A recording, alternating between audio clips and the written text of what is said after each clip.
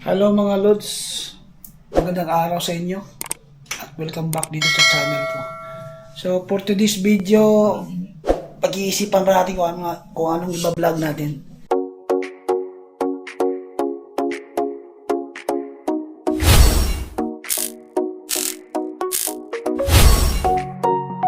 So for now, nandito ako sa bahay. Sabado dito ngayon at di-off ko. Nanonood lang ako ng YouTube ni Pinoy Tracker.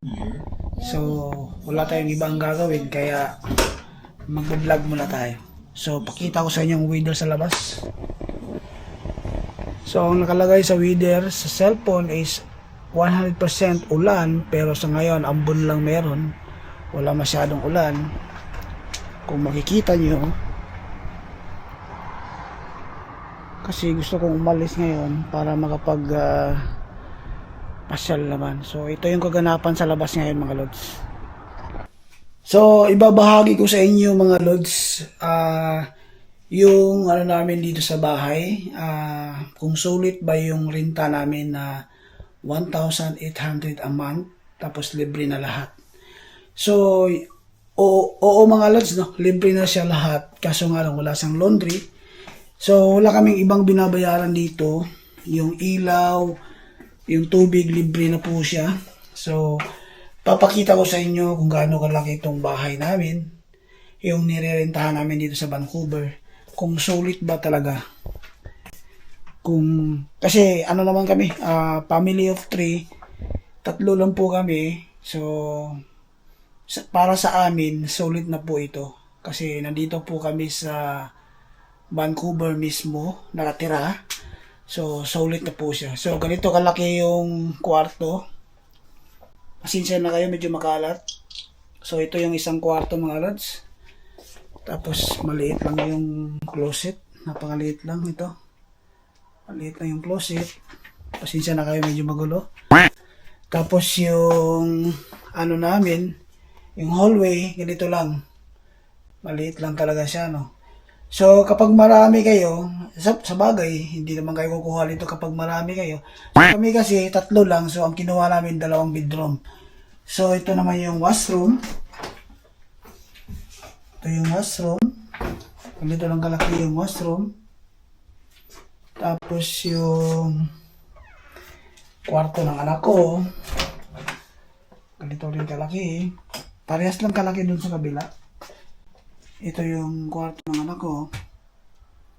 So, ganyan lang kalaki, no? Yung closet niya, ganyan lang kalaki talaga, maliit lang. Mayroon din bintana. Ayun. Yan, kung makikita yung closet, maliit lang siya. So, ganyan lang kalaki yung kwarto mga Lods, no? So, wala po kaming laundry dito. Tapos, sulit din naman, 1,800. So, kasi yung iba rito, yung renta ng ibang bahay rito is pumapatak ng 2,500, 2,300. Yung iba pa mahal pa. Pero depende na lang yun. Kasi nga ito, wala siyang laundry, kaya 1,800 lang. So, ito yung living room namin. Ayan. Bali, ganito lang kalaki. Tapos, yung kusina, dito lang. Bali, kasama yung living room sa kusina. Yan, kung makikita nyo. Ayan. Diba? So, ganito lang yung bahay namin mga Lods, no? Dito sa Vancouver. So, para sa amin, okay na rin to. Hindi kagaya dati yung nilitahan namin dun sa New West. Kasi nga, masyado siyang maraming ipis. At yung mga bintana niya hindi nabubuksan.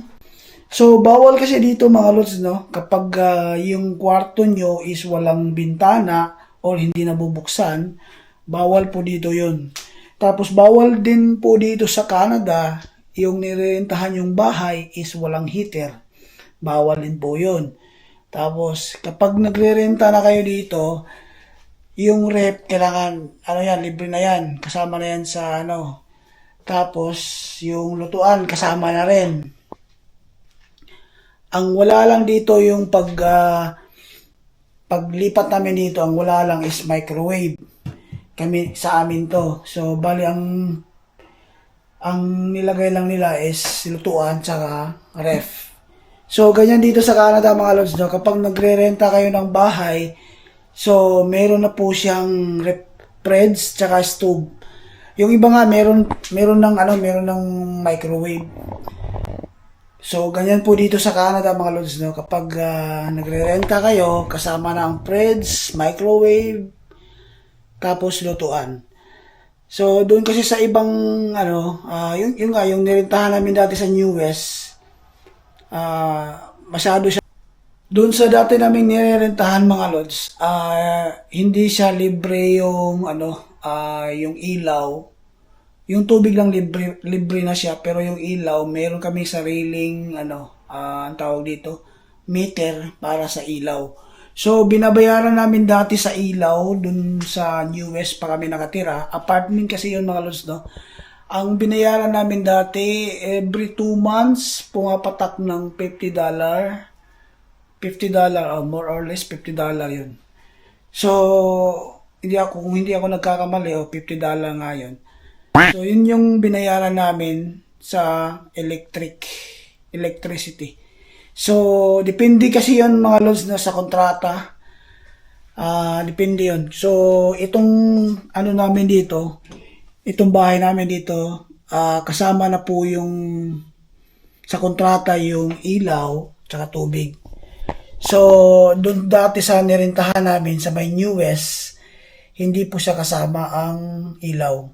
So, nagbabayad kami every 2 months doon. So, ang renta po namin dati, parehas lang din ito, parehas lang laki niya, pero medyo luma lang yun, tapos apartment. Ang bayad sa renta doon sa New West dati is 1,600. Hindi po siya kasama ang ilaw. So, dito, sa bago naming nilipatan na bahay, kasama na po yung ilaw. So, ang binabayaran namin dito, 1,800, pero sulit na rin. Kasi nga, wala na kami ibang iniisip, kundi yung renta lang ng bahay. So, maganda rin dito mga lods, no, kasi nasa ground floor kami. Tapos, marami din siyang bintana. May bintana rin dito sa kusina. Ayan. Tapos, may bintana rin doon sa bandang labas. Tapos, ang paglabas mo dito mga lods, ayan, makikita mo na agad yung labas. So, ayan. Dito po yung itsura ng bahay. Actually, yung landlord po dito mga lods, dito lang din nakatira. Ayan. Ganyan po. Malaki po ito. So, bali, ito yung nirentahan namin buong ganyan. 2 unit po ito mga lods, no? Isa din dyan, si ate, Pilipino rin. Tapos dito kami. So, 2 unit po ito. Tapos sa street, lang kami nagpa-park. So, yan ito po yung hitsura ng bahay. Ayan. So, dito lang kami nagpa-park mga lods. Diyan sa labas na yan. Kahit saan ka dyan, pwede naman, walang problema. So, ganito ang hitsura ng bahay.